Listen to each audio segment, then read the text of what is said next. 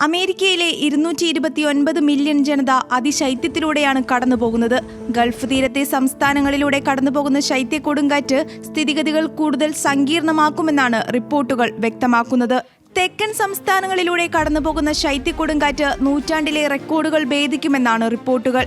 Louisiana, Georgia, Mississippi, Alabama, Florida തുടങ്ങിയ സംസ്ഥാനങ്ങളിൽ ഗവർണർമാർ ഇതിനകം അടിയന്തരാവസ്ഥ പ്രഖ്യാപിച്ചു കഴിഞ്ഞു. തെക്കൻ സംസ്ഥാനങ്ങളിൽ വരും മണിക്കൂറുകളിൽ മഞ്ഞുവീഴ്ച ശക്തമാകുമെന്ന് കാലാവസ്ഥാ കേന്ദ്രവും മുന്നറിയിപ്പ് നൽകുന്നു. ഹൂസ്റ്റണിലും ന്യൂ ഓർലിയൻസിലും മഞ്ഞുവീഴ്ച ശക്തമാകും.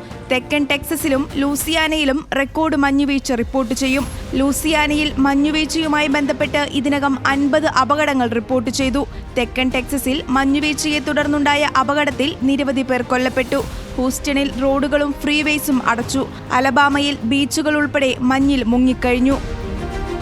എന്നാൽ ഈ സമയം ആഘോഷിക്കുന്നവരും തെക്കൻ സംസ്ഥാനങ്ങളിലുണ്ട്. വടക്കൻ അമേരിക്കൻ ജനതയെ അപേക്ഷിച്ച് തെക്കൻ ജനതയ്ക്ക് ഇതൊരു പുതിയ അനുഭവമാണ്. വരും മണിക്കൂറുകളിൽ ശൈത്യക്കൊടുങ്കാറ്റിന്റെ ഗാഢത വർദ്ധിക്കുമെങ്കിലും ഇപ്പോഴവർക്ക് ആഘോഷത്തിന്റെ മണിക്കൂറുകളാണ്. തെക്കൻ സംസ്ഥാനങ്ങളിൽ പതിവില്ലാത്തതാണ് ഈ മഞ്ഞുവീഴ്ച.